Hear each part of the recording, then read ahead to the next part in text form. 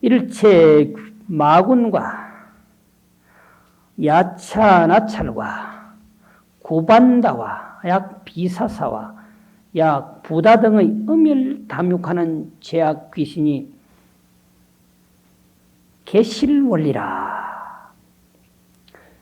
이 모든 팔부신중들, 귀신들, 피를 마시고 고기를 뜯어먹는 모든 악한 귀신들이 다 떠난다. 우리가 귀신이 안 보이니까 없다라고 하는데 경전은 귀신이라고 하는 말을 많이 써요. 이거는 화생에 가까워. 태생도 아니고 난생도 아니라 귀신이 보이느냐? 잘 안 보이잖아요. 도인의 눈에는 보인다는 거지. 하나씩 하나씩 이제 살펴보면 일체 마군과 그리고 야차 했죠. 야차. 야차 나차. 야차는 포악하다. 아주 폭군처럼 악하다. 악하다. 이렇게 해석을 해요. 그리고 힘이 엄청나게 셉니다. 힘 없는 놈이 어떻게 사람 어떻게 한 대 쳐보려고 하겠어? 포악하고 힘이 있으니까 쳐보려고 한단 말이에요. 그리고 이 야차가 엄청나게 힘이 세. 폭군 노릇을 할 만해. 그래서 우리가 뭘 들다가 안 들리면 뭐래? 차차차 야차 이러잖아. 거기서 나온 거라니까 그래. 다 불교에서 나오는 거야. 으라차 야차차 하는 게 여기서 나온 거라니까. 그 다음에 나차는 이제 악귀라 식인귀라 사람을 잡아먹는다 그랬어요. 부처님이 설산동제로 수행을 하고 있을 때 어디선가 아름다운 노래소리가 들려왔다. 그 노래소리가 뭐냐? 재행무상시 생멸법이라 그랬다고 하는 소리 많이 들어보셨잖아요. 벽화에도 설산동자는 곧 설산에서 수도하는 어린 동자라고 하는 뜻인데 부처님의 전생사 얘기란 말이죠. 한참 수도를 하고 있는데 어딘가 아름다운 소리가 들려와. 재행무상, 모든 행위는 무상하다. 시생멸법. 왜? 생멸의 법이기 때문에, 나고 죽음의 법이기 때문에 태어난 놈은 죽는다. 태어난 것은 사라진다. 만나면 헤어진다. 이거 아니에요? 만들어져서 부셔진다. 왔으면 간다. 이게 다 재행생멸법이거든. 그냥 수도를 하다 그냥 환히 심이 나는 거야.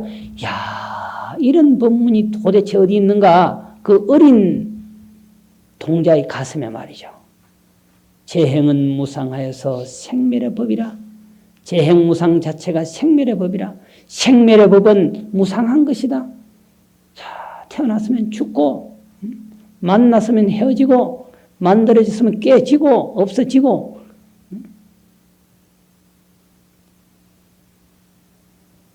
신직 생로병사의 몸이라고 하는 것은 생로병사를 면할 수 없고, 계직 성주개공이라 이 세 개라고 하는 것은 성주개공을 면할 수 없고, 심직 생주이멸이라 우리 마음이라고 하는 것은 생주이멸을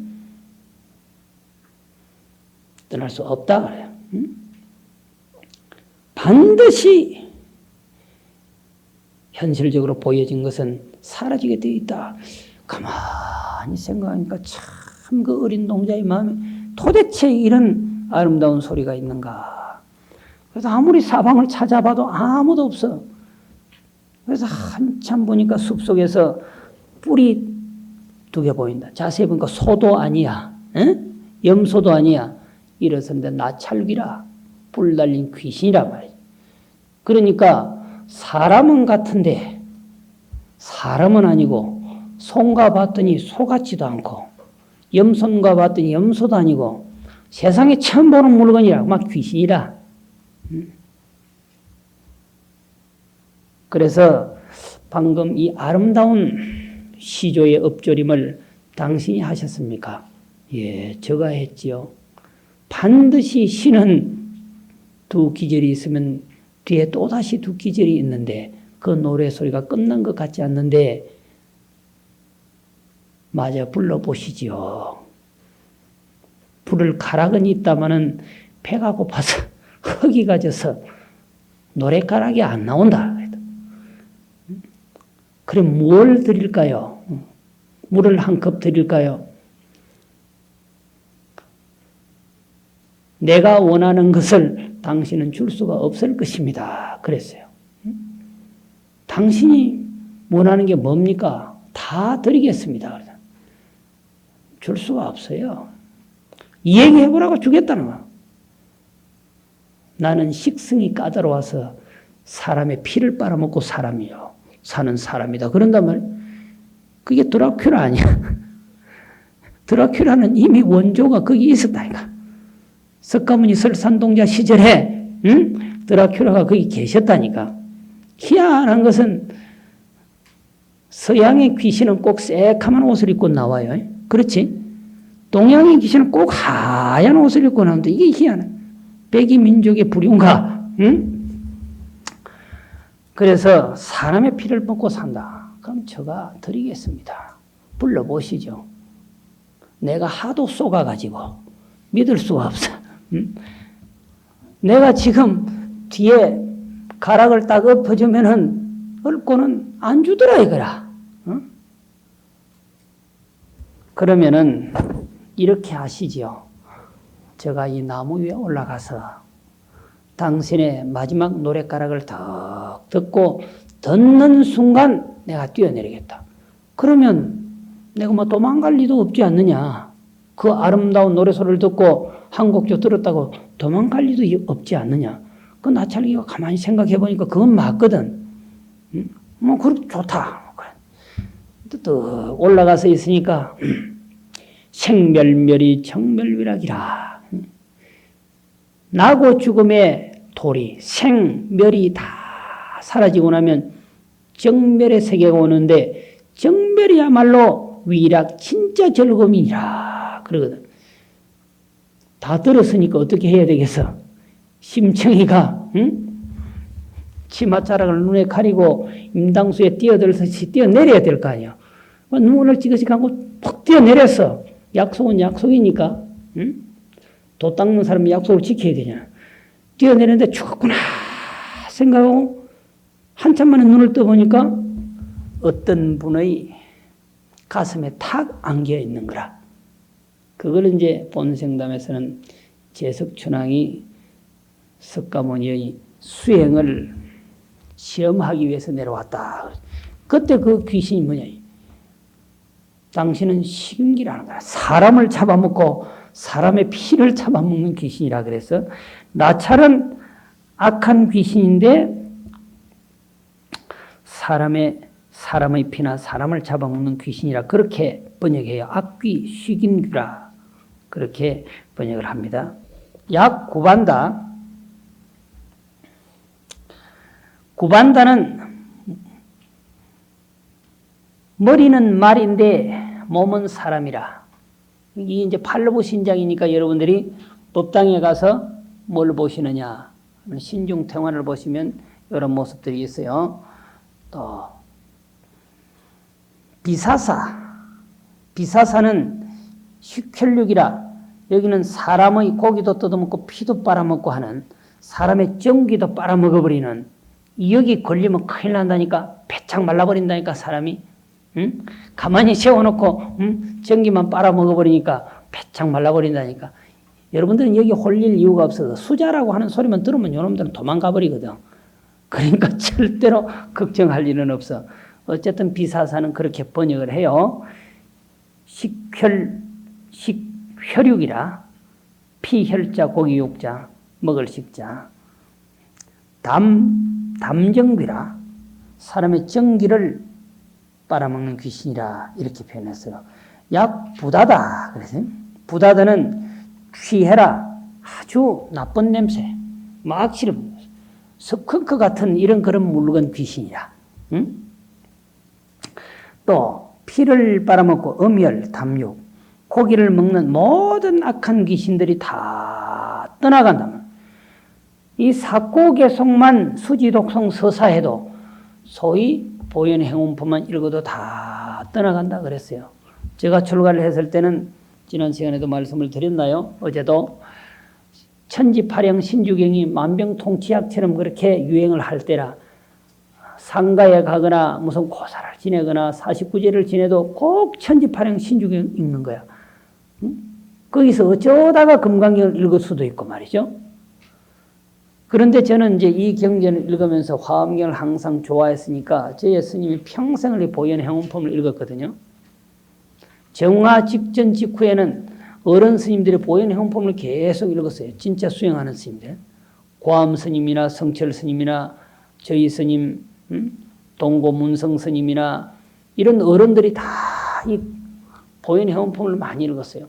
내용도 그렇지만은 보현의 실행, 그것이 이제 당신의 철학이었을 수도 있거든요.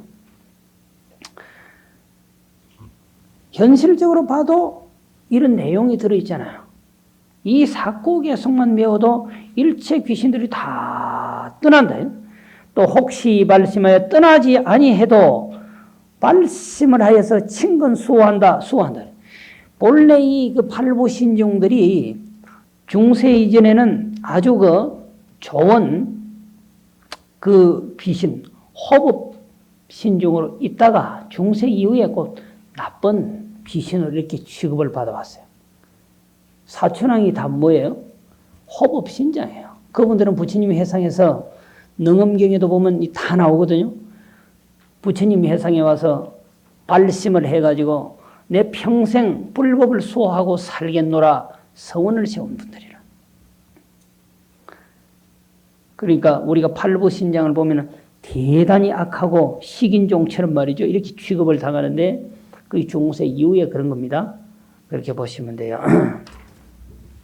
식으로 약인이 송차원자면은 만약 어떤 사람이 이 서원을 외우는 자면 행어 세간의 길을 가며 무유창여험이 걸림이 없는 것이 세상을 살아가거나 길을 지나거나 걸림이 없는 것이 여공중월이 허공의 달이 추러 운행달하여 구름에서 나오는 것과 똑같아.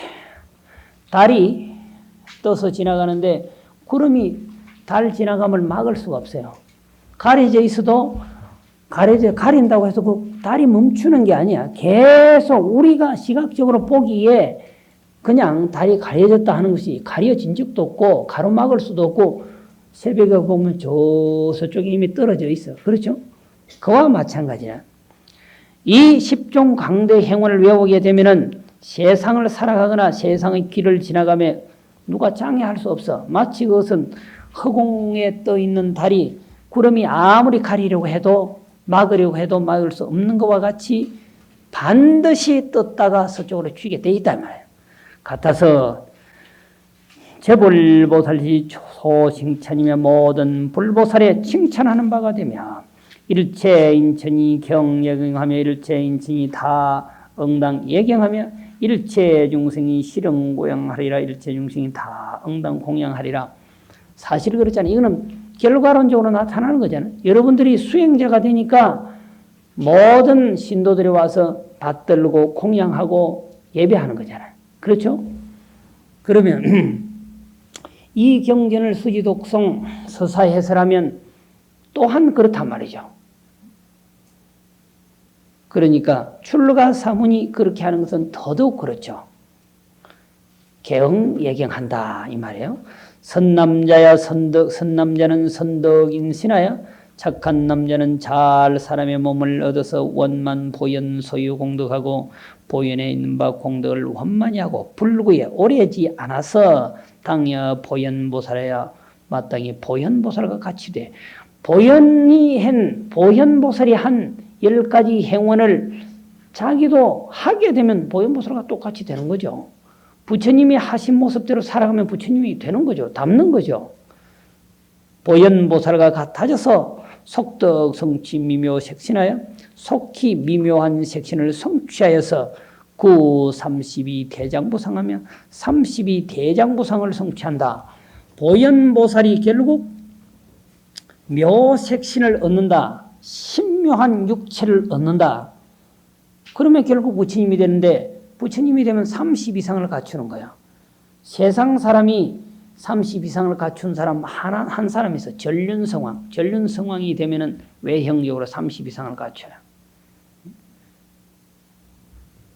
구슬의 표현은 전륜성왕의 표현이라. 항상 구슬을 굴린다. 그것만 굴리면은 다스리지 않아도 다스려진다는 거죠. 그 중국 무협영화에 보면은 그 왕들이 뭐 구슬을 굴리는 거 있잖아요. 이게 다 부처님 경전에서 나온 거예요. 전륜성왕이라. 사주를 통치하는 사람은 황금으로 된 구슬을 굴리고, 삼주를 통치하는 왕은 은으로 된 구슬을 굴리고, 그런데 전부 다 금으로 된 거 굴리잖아요. 옥으로 된 거. 응?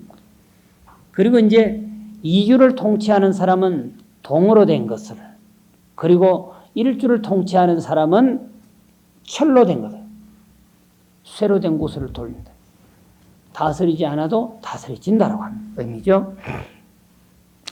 결국 묘색신을 얻었다라고 하면은 부처님이 됐다라고 하는 건데, 부처님이 되시면은 32대장부상을 갖춘단 말이죠. 그러니까 잘생기고 못생기고 아무 관계 없어요. 수행을 잘하면은 얼굴이 원만하게 다 살아나게 돼 있어요. 30 이상은 이제 시간이 없으니까 간단하게 한번 이제 엎조려 보겠습니다. 첫 번째가 평발이라, 두 번째가 손바닥에 법륜 무늬가 있어, 세 번째 손가락이 길다, 네 번째 여러분은 몇 가지가 여기 해당이 되는가 잘 생각해 봐요. 세 번째는 손가락이 길다, 네 번째는 손발이 희고 부드럽다. 요건 좀 해당되는 사람이 많아요. 손가락 긴 사람도 많고. 다섯 번째는 손발가락 사이에 막이 있다. 이거 막이 있는 것은 오리처럼 있다는 뜻이 아니에요. 요게 좀 많이 나왔다 뜻이에요. 이게 좀 많이 나오면 이뻐요. 나는 없네 보니까. 이게 물갈퀴처럼 조금 올라왔다. 많이 올라오면 그게 완전히 오리 같은 거고, 적당하게 올라오면 다 이쁘다 말이죠. 이거 수술하는 사람은 아무도 없대요. 그죠? 여섯 번째는 발꿈치가 원만하고, 일곱 번째는 발등이 두툼하고, 여덟 번째는 장단지가 사슴다리 같다. 쫙 빠졌다 이 말이에요. 사슴다리 보셨나? 아홉 번째는 팔이 무릎까지 내려간다. 잘못하면 참 귀한 사람이다 이렇게 볼 수 있어요. 열 번째는 남근이 숨어서 말이 것과 같다. 그건 대충 넘어가고, 11번째는 키가 두 팔을 편 것과 같다. 그러니까 당신이 갖고 있는 태초의 에너지를 지닌 그 부분이 숨어서 안 보인다 그 말이에요. 그렇게 표현하면 알아듣는 사람 알아듣고 모르는 사람 넘어가고 그래. 12번째는 털구멍마다 검은 털이 났다. 이건 대체적으로 다 나요. 저쪽 사람들은 안 난 사람들이 많기 때문에 그렇게 표현하는 겁니다. 털이 없는 사람 많이 있어요. 검은 털이 났다 그 말이고, 또 13번째는 몸의 털이 위로 다 쏠렸다. 이걸 세상 사람들 위로 쏠리면 뭐라고 그래? 응? 그렇게 표현하는 거 있잖아. 부처님이라서 그렇게 아주 속스럽게 표현을 할 수가 없고, 14번째는 몸이 황금빛이다 그랬죠. 그쪽 사람들이 대체적으로 가무잡잡한데 부처님은 유난히 희고, 이쪽 사람처럼 황색 인종처럼 황금 색깔이 있었단 말이죠. 또 15번째는 몸에 광명이 한 길 계속 있었자. 이게 상광이라고 하는 거예요. 광명을 상광과 반광으로 나누어요. 상광은 여기서 말한 것처럼 항상 한 길 정도, 광명이 한 길 정도 있었다라고 하는 것이고, 반광은 그때그때마다 중생을 제도하기 위해서 법문을 하실 때마다 놓는 거예요. 그때마다. 그래서 화엄경에 보면 10도 반광이라 저기 발바닥에서부터 머리 끝까지 놓잖아요. 여러분들이 아는 것은 항상 여기 미관, 눈썹 사이에 놓는 반광을 많이 해요. 근데 흉광도 있고요. 설광도 있고요. 족지 반광도 있고요. 다 달라요. 그래서 중생의 건성 따라 놓는 부위도 달라. 15번째는 살결이 부드럽고 매끄럽다. 17번째는 두 손, 두 발, 두 어깨, 정수리가 모두 둥글고 판판하다 그래서 축 처지거나 이러면 안 돼요.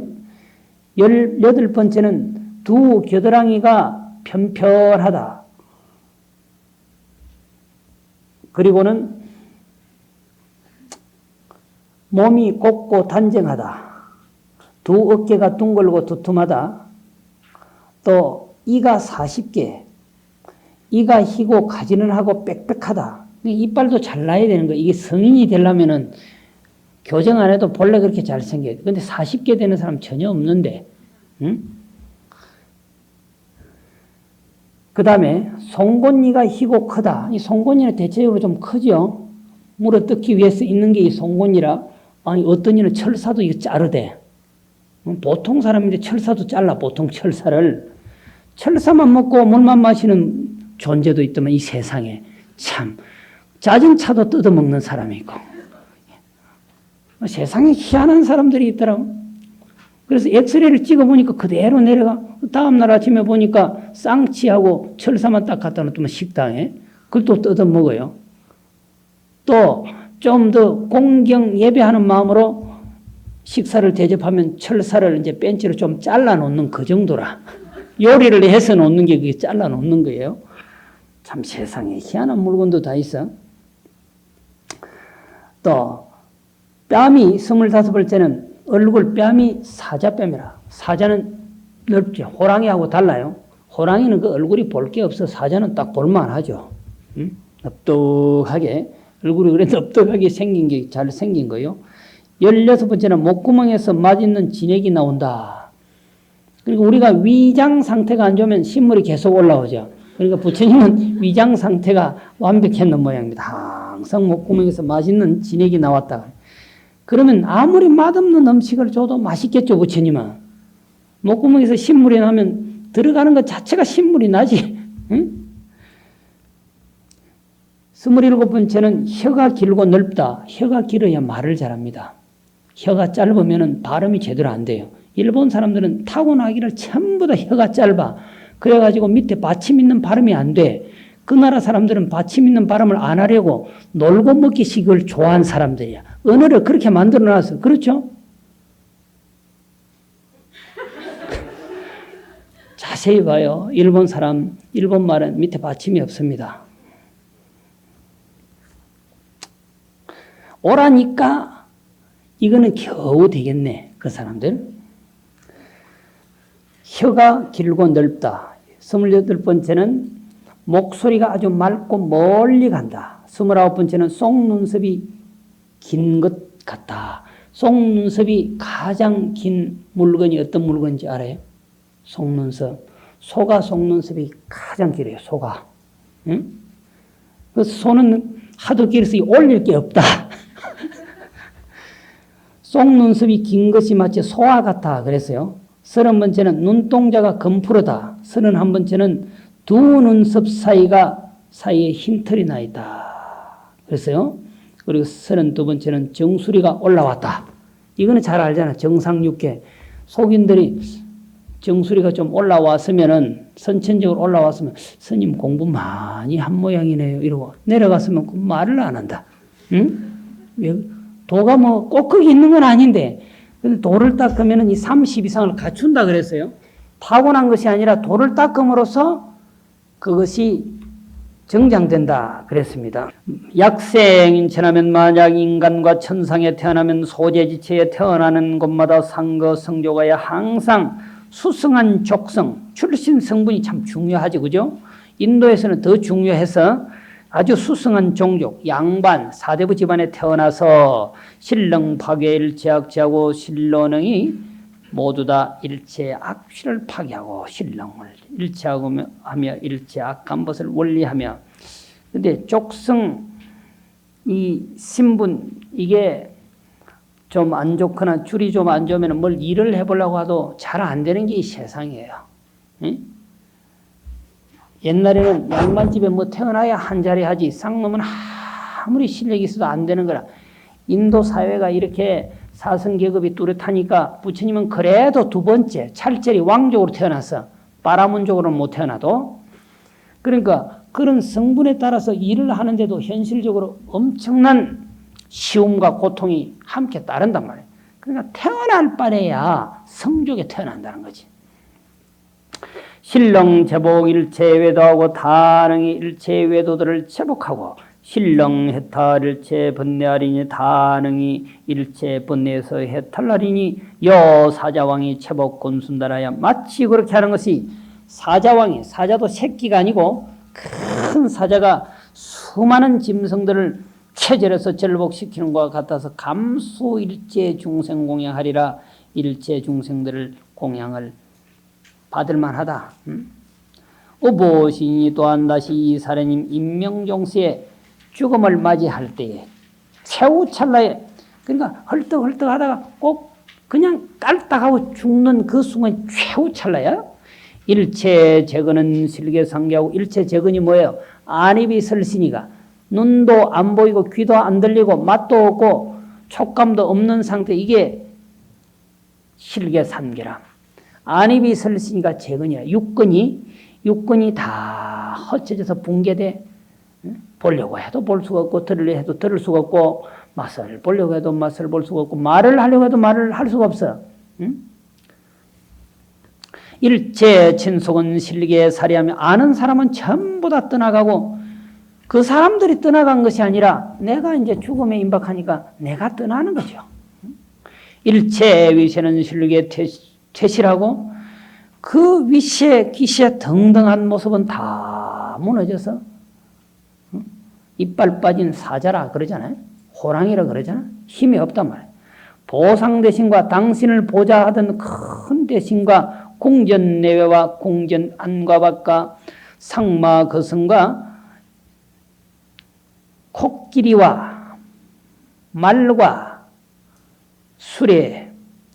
이것은 옛날에 그 인도 사회에서는 코끼리는 전투용으로도 많이 썼어요. 또 말이라고 하는 건 기마병이고 그라고 하는 거예요. 수레는 왕들이 타고 다니는 자가용이라. 성과 진보 복장인 진기한 보물, 그 보물을 채우는 창고, 이와 같은 일체를 무부상소되 다 따라갈 수 없으되, 이 뭐 죽음에 임박하면 이게 다 떠나가는 거 아니에요.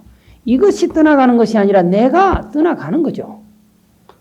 그런데 오직 가는 게 하나 있어. 유차 원앙은 오직 이 원앙은 십종 광대 행원을 수지 독송하거나 지닌 그 덕은 불상사리하여 서로 떠나지 아니해서 딱 붙어간단 말이에요. 일체세 인도 기전하여 일체 때에 그 앞에 저승까지도 말이에요.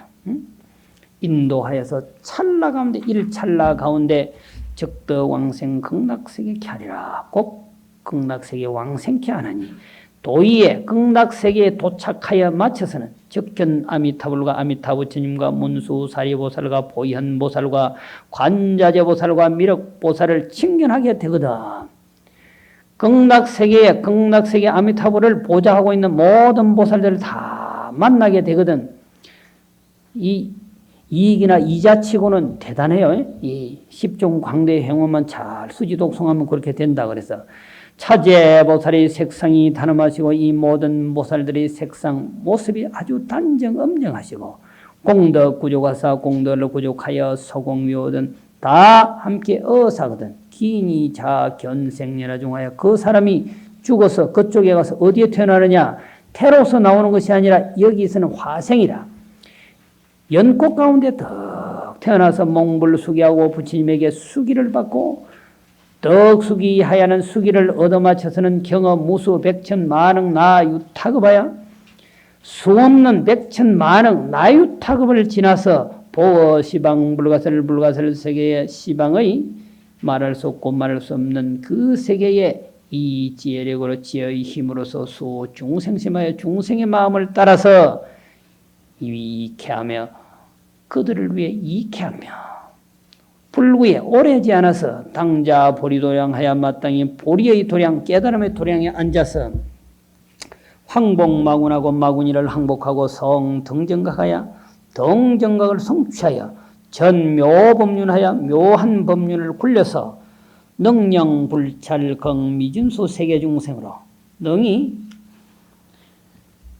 부처님의 국토에 지극히 작은 티끌수만치 많은 세계에 가득히 있는 그 수많은 중생으로 하여금 발보리심케 하며 보리심을 일으키게 하며 수기건성하여 그들의 건성을 따라서 교화성숙케 하며 교화하고 성숙케 하며 내지 지는 미래급토록 내지 미래의 급해가 닿도록 급을 바다에 비유한 겁니다.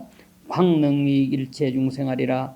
널리능이 일체중생을 이익게 하리라. 선남자의 피제중생이 선남자의 저 모든 중생이 양문약신차 대원항하여 만약 이 큰 서울의 왕 십종 광대 행운을 듣거나 믿어서 수지하고 독성하고 광의인설한 소유공덕은 널리 사람을 위하여서 설한 그 공덕은 재불 세존고 그래도 양심이 있어서 부처님을 제하고는 말이야. 부처님 세존을 제하고는 여무지자니 다른 사람은 여기서 무자 밑에 유자가 빠졌어요. 유자 여무유지자이니 알자가 있음이 없나니 알자가 없나니 시고로 여등은 그런 까닭으로 그대등은 문차 원앙에 이 십종 광대 행운의 왕을 들음에 막생 어렴하고 의심하는 생각을 내지 말고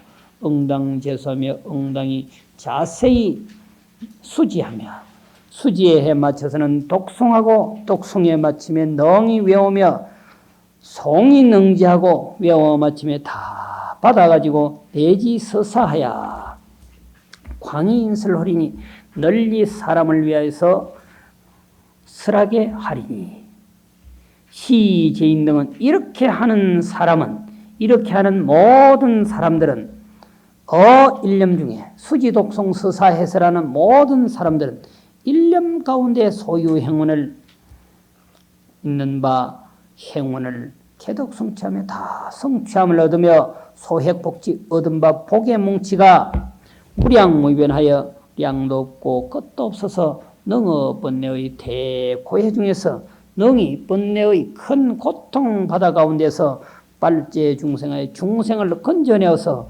영기출리하여 그 중생으로 하여금 영원히 벗어나서 개덕왕생 아미타불로 극락세계케 하리라. 다 아미타 부처님의 극락세계의 왕생함을 얻게 하리라.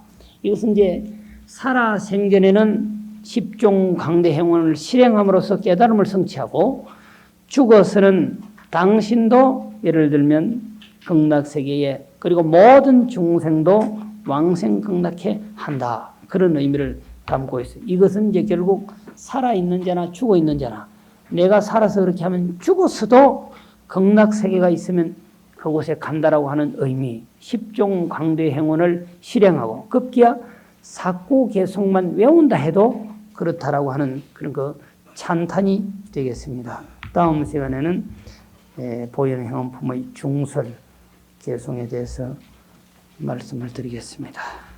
마치겠습니다.